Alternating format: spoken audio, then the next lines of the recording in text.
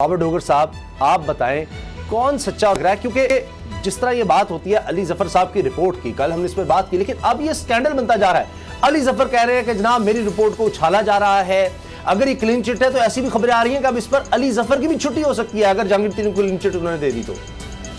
उसामा साहब, सबसे पहले इमरान खान साहब ने खुद एक मीटिंग में कहा कि जहांगीर तरीन जो थे उनके खासे करीब थे।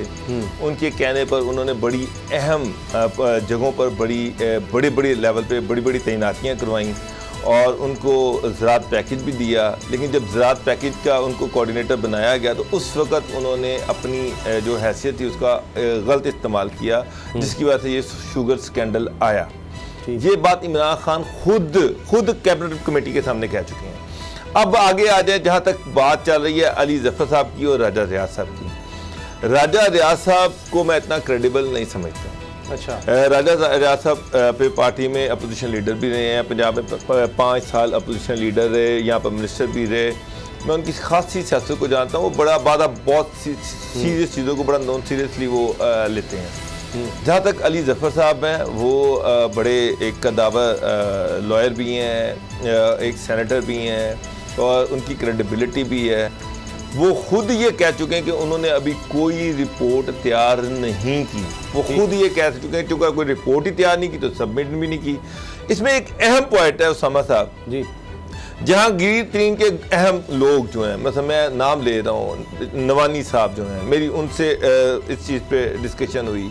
उसके बाद मेरी अजमल चीमा साहब से इस चीज़ पे बात हुई। 3-4 लोगों से मेरी बात हुई कि अली जफर साहब की रिपोर्ट क्या आ रही है और उसमें क्या होगा। अब जवाब एक ही आया, तमाम लोगों की तरफ से एक ही जवाब आया कि जनाब अली जफर साहब की रिपोर्ट चाहे जहांगीर तरीन के हक में आए या उनके खिलाफ आए, हमें मंजूर होगी। और ये उन्होंने पहले ही कहना शुरू कर दिया, रिपोर्ट आने से पहले ही कहना शुरू कर दिया कि जी हम उनकी रिपोर्ट को मानेंगे। उस वक्त मुझे थोड़ा सा शक होना शुरू हो गया कि ये जो रिपोर्ट है इसको ये जानबूझ के ये कर रहे हैं कि जनाब ये जो रिपोर्ट जो भी आएगी इनको पता है कि रिपोर्ट हमारे खिलाफ नहीं आएगी। अच्छा, एक और बात बताएं कि ये जो बात होती है कि जनाब ढील हो गई, एनआर हो गया, जहांगीर तरीन ग्रुप ने मुलाकात की, उनके लिए तकर्रुर तबादले भी हो रहे हैं, फिर भी वो बुजदार सरकार से नाराज क्यों हैं? अफसरों के तकर्रुर तबादले अगर हो गए हैं, इनकी डिमांड्स पूरी हो गई हैं, तो फिर भी ये सब क्यों हो रहा है? प्रेशर क्यों है फिर, जब फिर सब कुछ अच्छा हो जाना चाहिए? उसामा साहब, नवानी साहब सीएम से मिले, उनसे उन्होंने कहा कि जी हमारे काम नहीं हो रहे, हमारे इलाकों में डेवलपमेंट्स नहीं हो रही, ये सारी चीज़ें गिले शिकवे हुए। उसके बाद सीएम ने एक डिप्टी सेक्रेटरी को वहाँ पर लगा दिया कि आप जो इस डिप्टी सेक्रेटरी से रब्ता करें, ये आपके काम भी करवाएगा, आपके डेवलपमेंट के काम भी करवाएगा, जो आपके डेवलपमेंट के काम है इन्हें बताएं। ठीक। उसके बाद 2 दिन पहले अजमल चीमा साहब जो हैं उन्होंने एक पार्टी को शाया दिया। उस शाया में 13 नए लोग शामिल हो गए, 13 नए लोग शामिल हो गए। उनकी भी यही डिमांड थी कि जी हमारे इस्लाम में भी डेवलपमेंट के काम होने चाहिए, हमारी डेवलपमेंट के काम जो है वो आने वाले बजट में शामिल होने चाहिए, हमसे भी डेवलपमेंट की स्कीमें ली जाएँ, हमारे बंदे भी ट्रांसफ़र पोस्टिंग हमें उसमें हमें भी कोटा दिया जाए। इसका मतलब ये है कि लोगों एमपीएस ने देखा कि ये जो बागी ग्रुप है ये तो वहाँ जाके ब्लैकमेल करके अपने काम करवा रहा है। और इन्होंने पंजाब असेंबली में सीटें मांगी, बाद में उसे दौड़ गए, लेकिन थोड़ा सा प्रेशर डेवलप किया तो गवर्नमेंट इनके सामने सरेंडर कर गई। अब लोग उसमें आना शुरू हो गए। अब ये जो ग्रुप है ये गवर्नमेंट पे मजीद प्रेशर बढ़ाता जाएगा कि गवर्नमेंट जो है इनकी मर्जी के काम करे। ये जो नए लोग आ रहे हैं इनकी भी जो भी चीज़ें उसको अकोमोडेट किया जाए। देखना, असद अली बोदला का तबादला और एजाज का तकर्रुर 3 ग्रुप के रुकन सूबाई असम्बली जवार हुसैन वड़ाइच की सिफारिश पर अमल में लाया गया है।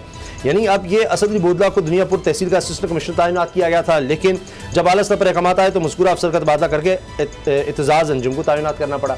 तो ये सारा कुछ हो रहा है। लोधरा का डीपीओ चेंज हो गया, लोधरा का डीसी चेंज हो गया, दुनियापुर का एसी चेंज हो गया। अल्टीमेटली ये अपना प्रेशर बढ़ा रहे हैं, अपने बंदे तैनात करवा रहे हैं, अपनी चीज़ें अकोमोडेट करवा रहे हैं। सिर्फ एक झटका उसामा साहब, एक झटका कि जनाब ये हमारे 20 लोग हैं, हम अपना अलहदा पार्लिमानी ग्रुप बना रहे हैं, पंजाब असेंबली में हमें अलहदा सीटें दी जाए। इस पे पंजाब गवर्नमेंट और फेडरल गवर्नमेंट हिल गई। फवाद चौधरी को लाहौर आना पड़ा, इनसे मिलना पड़ा, चीफ मिनिस्टर पंजाब को इनको बुलाना पड़ा, इनसे बात करनी पड़ी। तो अगर 20 बंदे जो है उनके कहने पे पंजाब गवर्नमेंट उनके कहने पे सरेंडर कर जाएगी तो 20 बंदे और उसमें शामिल हो जाएंगे। अब ये ग्रुप जो है ये अपना प्रेशर मेंटेन करेगा अगली हदायत आने तक। और ये जो शुगर स्कैंडल इसका क्या होगा? ये तो तकर्रुर तबादलों की बात हो गई। ये जो सारे शाही हो रहे हैं, सारा ग्रुप बढ़ता जा रहा है, प्रेशर डाल रहा है, ये तो अपने लोगों को लगा रहे हैं, जिससे कोई इख्तिलाफ है उसको निकाल दो, ये कर दो। असल मामला जहांगीर तरीन का जो असल मामला है जिस पर ये सारा ग्रुप शुरू में तश्कील पाया वो तो शुगर स्कैंडल है। उसमें अब ये कहा जा रहा है कि जी एक पेशरफ्त ये नैब ने एक बार फिर साबिक सेक्रेटरी तिजारत को तलब कर लिया है, 3 जून को उनको बुला लिया गया है, यूनुस धागा को। तो वहां से तो काम चल रहा है, वो रुक नहीं रही कोई तहकीकात या उस पर कोई ऐसा हो कि जनाब पीछे चली गई हैं, दब गई हैं। देखिए उसामा साहब, प्राइम मिनिस्टर खुद ये कह चुके हैं कि जहांगीर तरीन ने अपनी जो उनकी पोजीशन थी उसका मिसयूज़ किया और उसकी वजह से ये शुगर स्कैंडल आया और जिसका टारगेट पीटीआई की गवर्नमेंट बनी, इमरान खान बने। शुगर स्कैंडल का टारगेट इमरान खान बने, पीटीआई की गवर्नमेंट बनी। उनकी क्रेडिबिलिटी इससे ख़राब हुई। अपोजिशन को ने इस चीज़ पे अच्छा खासा रगड़ा। अब ये इशू नैब में आ गया। अब एफआईए की जो इन्वेस्टिगेशन चल रही है उसमें एफआईए जो है उससे पहले जीआईटी बनी, जीआईटी से पहले एक कमीशन बना, उस कमीशन की रिपोर्ट आई, उस कमीशन की रिपोर्ट में जहांगीर तरीन का एक रोल था। उसके बाद जो जीआईटी बनी उसमें भी उस जहांगीर तरीन का एक रोल था। उस रोल की बुनियाद पर एफआईए को उसकी इन्वेस्टिगेशन दी गई। एफआईए उसकी इन्वेस्टिगेशन कर रही है। उसमें बहुत सारी ऐसी चीज़ें हैं जिससे ये लगता है कि कहीं ना कोई फ्रॉड हुआ है। जिस तरह से JWD की शेयर्स का ऊपर नीचे गए, उसके बाद उनके दामाद की एक डेड जो कंपनी थी उसको प्रॉफिट में शो करके उससे पैसे को वाइट किया गया।